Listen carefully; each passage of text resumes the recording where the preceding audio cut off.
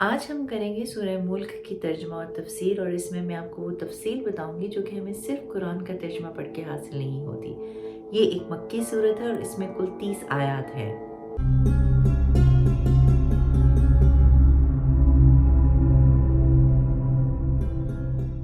आयत नंबर 25 और 26 में अल्लाह ताला इरशाद फरमाते हैं, और वो कुफ़ार कहते हैं कि ये वादा कब आएगा अगर तुम सच्चे हो तो।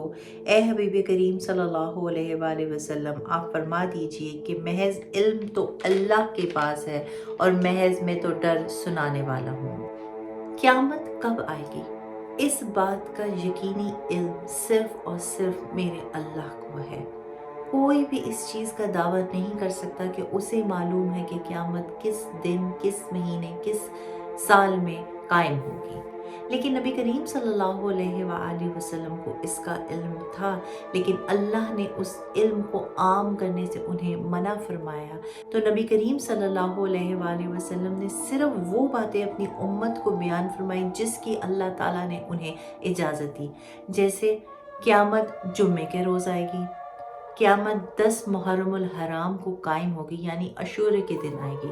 इसके अलावा नबी करीम सल्लल्लाहु अलैहि वसल्लम ने क़यामत आने से पहले की निशानियां बयान फरमाई। इस दिन क़यामत कायम होगी उसके अहवाल बयान फरमाए, हत्ता कि ये भी बताया कि दोज़ख में आखिरी बंदा या हन्नानो या मन्नानो कहता हुआ बाहर निकलेगा। लेकिन इस चीज़ से अल्लाह ताला ने उन्हें मना फरमाया कि क़यामत की एग्जैक्ट डेट और टाइम बता दी जाए, इसलिए इसका इल्म सिर्फ और सिर्फ मेरे अल्लाह को है। आयत नंबर 27 में अल्लाह ताला इरशाद फरमाते हैं, फिर जब वो उसे पास देखेंगे तो काफरों के मुंह बिगड़ जाएंगे और कहा जाएगा ये है वो जिसका तुम मांगा करते थे। इस आयत में अल्लाह ताला इरशाद फरमा रहे हैं कि अभी तो कुफ़ार बहुत दावे करते हैं कि क़यामत कब आएगी, हमें बतलाओ, जाओ उसको हमारे सामने ले आओ। लेकिन जब क़यामत कायम होगी तो उनके मुंह बिगड़ जाएंगे और वो परेशान हो जाएंगे।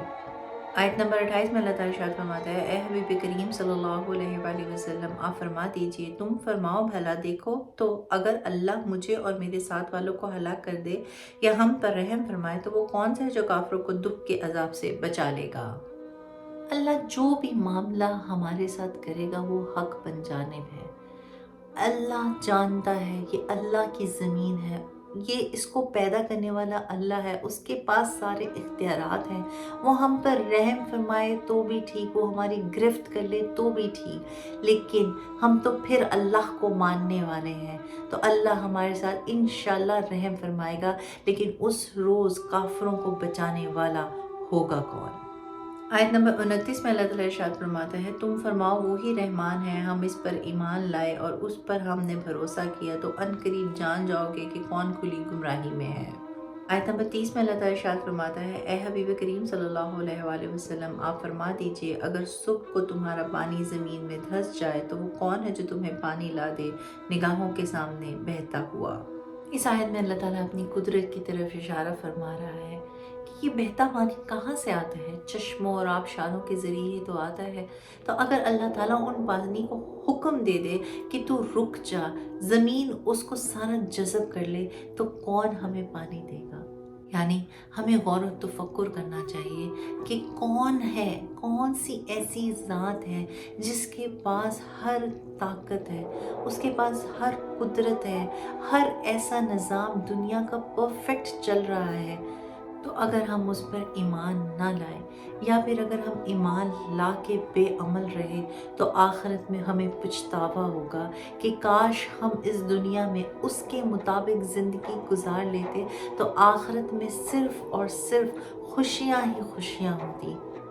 इसलिए हमें गौर व तफक्कुर करना चाहिए कि हम लोग, अगर हम मुसलमान हैं तो दीन इस्लाम के रास्ते पर बाअमल ज़िंदगी गुजारें, और अगर कोई काफिर है तो उसे गौर व तफक्कुर करना चाहिए इन तमाम मामलात पे कि ये सारे मामलात कैसे चल रहे हैं, ताकि उस अल्लाह पर ईमान ले आए और अपनी आखिरत संवार ले, क्योंकि आखिरत की ज़िंदगी दायमी है और ये दुनिया फ़ानी है, कुछ ही अरसे में ख़त्म हो जाएगी, हम ख़त्म हो जाएंगे, लेकिन आखिरत की ज़िंदगी अल्लाह के वादे के मुताबिक दायमी है।